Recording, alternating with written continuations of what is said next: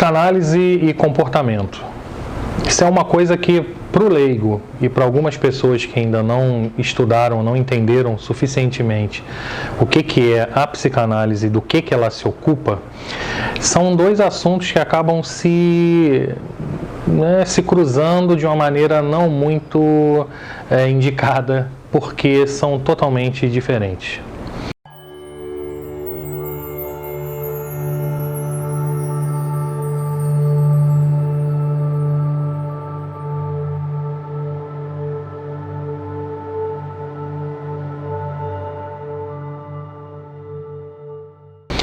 O psicanalista, sob hipótese alguma, tem que se preocupar em desenvolver o seu trabalho analítico com o seu analisando, tendo como base o comportamento dele.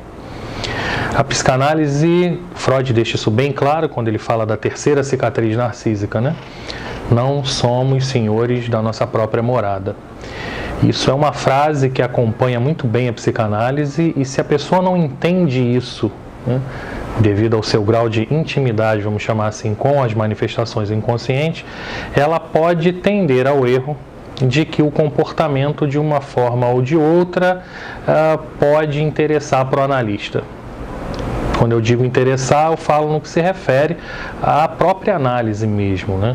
Claro que o analista vai perceber, né, uma mexida de mão, alguma revolta, uma mudança de tom de voz, a maneira como aquele analisando vai resistindo, negando, transferindo, isso tudo também é material, mas não é o foco de uma sessão ou de um tratamento analítico.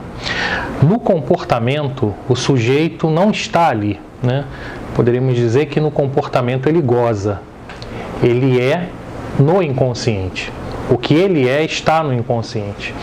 E o inconsciente não é um local onde eu possa abrir como se fosse uma gaveta, onde eu abro, entro, vejo o que tem, olho, pego, tiro, não.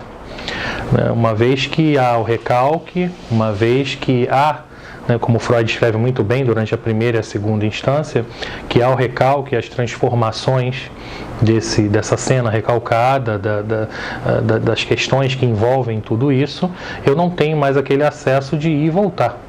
Deixa eu ver o que está lá, voltar, isso aqui eu não quero, isso aqui eu não quero. Não. A coisa, vamos dizer assim, foge do nosso domínio. Não somos senhores da nossa própria morada. Aí habita uma grande diferença do trabalho do analista para os outros psicólogos, psiquiatras e outros terapeutas, né? Psicoterapeutas. Trabalhamos aonde o sujeito não se apresenta logo de cara ao chegar no setting, né? Estamos lá no nosso setting, recebemos um futuro cliente, um futuro analisando, e o que te trouxe aqui? Aquelas palavras que vão apresentar a queixa, né, que vão denunciar aquela queixa, elas não entregam o que efetivamente está acontecendo, elas não entregam a causa. Aquilo ali podemos considerar que aquilo ali já é uma consequência do que aquele futuro analisando tem.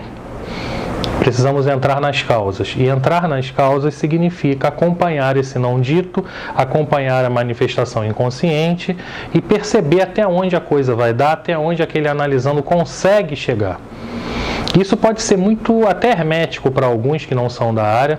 Espero que seja hermético apenas para quem não é da área, porque se você se propõe a isso e está achando isso hermético, você está muito longe de entender o que efetivamente é psicanálise.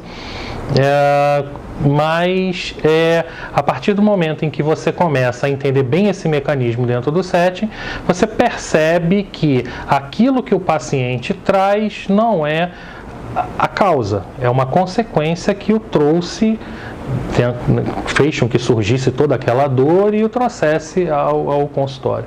Temos que examinar as causas, e essas causas têm toda uma relação com os recalques, com as manifestações inconscientes, e que não são representadas pelo comportamento. Então, muito cuidado quando você vê a psicanálise envolvida com significantes que defendem um comportamento como sendo o próprio eu, como sendo o sujeito. E o sujeito não é aquilo que ele demonstra no comportamento. O sujeito está para além disso, porque o sujeito da psicanálise é o sujeito do inconsciente. Se isso não está claro, temos problemas e precisamos resolver.